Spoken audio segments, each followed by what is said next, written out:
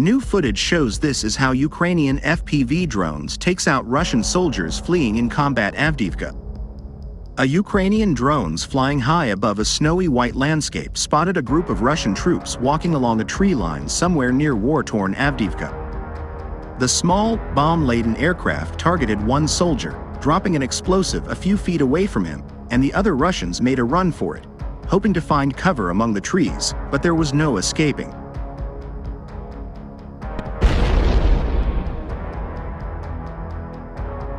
In the aftermath, the video surfaced online, where anyone can see the effects of the fighting.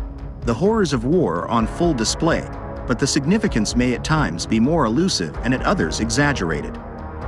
So it goes in the ongoing drone war. No soldier or vehicle is safe from these weapons, and nearly 2 years after Russia's full-scale invasion, the world is, more often than not, watching the war through drone footage posted regularly by both sides. The videos feed larger narratives and are another way Ukraine and Russia can influence public opinion.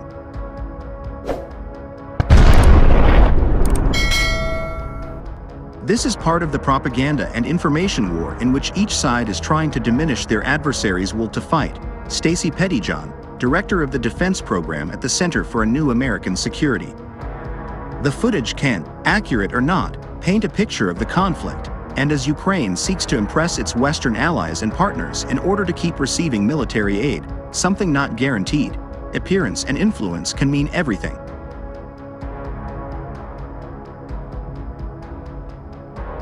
Drone videos, often in the first-person view, are spread widely across both Russian and Ukrainian Telegram channels, and they're often circulated among open-source information accounts that document various aspects of the war.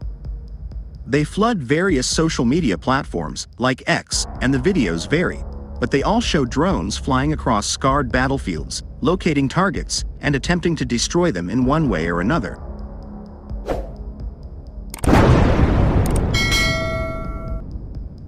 Some drones drop deadly payloads onto their enemies, while others explode on impact, flying directly into tanks, armored vehicles, and trucks, among other targets. Some videos show drone-on-drone warfare, deadly attacks on operators, or, like the footage described earlier, attacks on individual soldiers caught out in the open. The footage being released by both sides is selective and, inherently, biased, picked to show the attacks that are successful and that support the overall narrative that they're trying to put out there to the public, whether domestic or international, Pettyjohn said.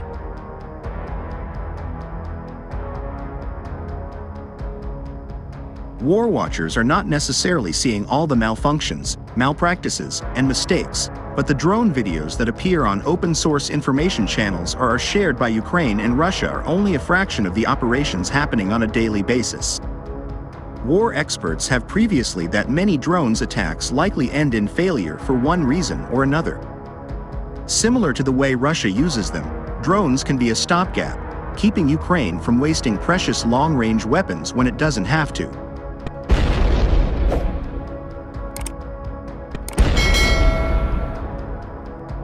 Much of the drone footage out of the war in Ukraine has, however, been from frontline FPV drones.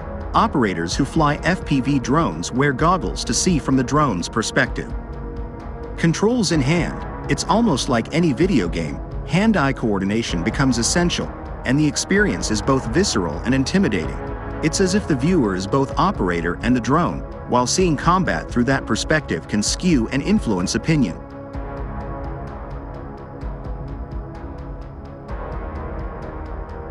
The successful Ukrainian FPV drone videos shared on an almost daily basis by open-source intelligence channels often highlight Russian incompetence and Ukrainian savvy. On both sides, drone footage, particularly FPV videos, seek to persuade, we're not seeing the FPV drones that fizzle out before they hit the target because of jamming, or the ones that go off course and hit a tree next to a tank or personnel carrier. It's all part of an information pipeline.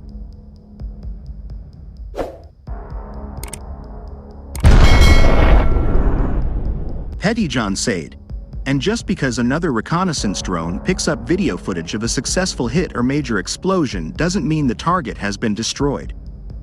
There's little way to confirm such details. Selective editing can make getting an accurate picture difficult, and the videos frequently end before the outcome of the unmanned attack is clear. That's not to say, though, that there isn't some really impressive flying going on, and that drone operators are exacting an asymmetric toll.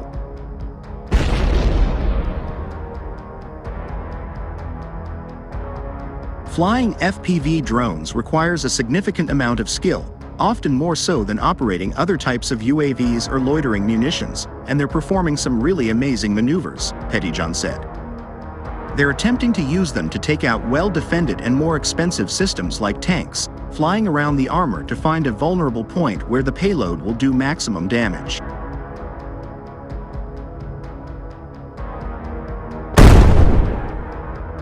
Ukrainian FPV pilots have shown themselves to be particularly adept at that, flying exploding drones into small open hatches in Russian vehicles or striking ammunition to cause a catastrophic detonation. If a strike is successful, the cost-benefit ratio is huge. Operators are trading cheap drones, sometimes worth only a few $100s, for costly tanks or armored vehicle potentially worth millions. And because they're typically far removed from the fight, the operator is typically unharmed. 2. If a drone goes down, the pilot can just send another one out.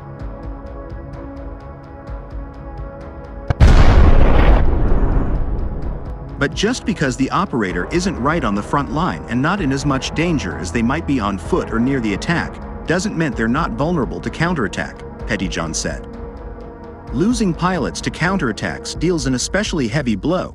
As long as the drones are flying, though, the world will continue to get a continuous stream of footage in the war.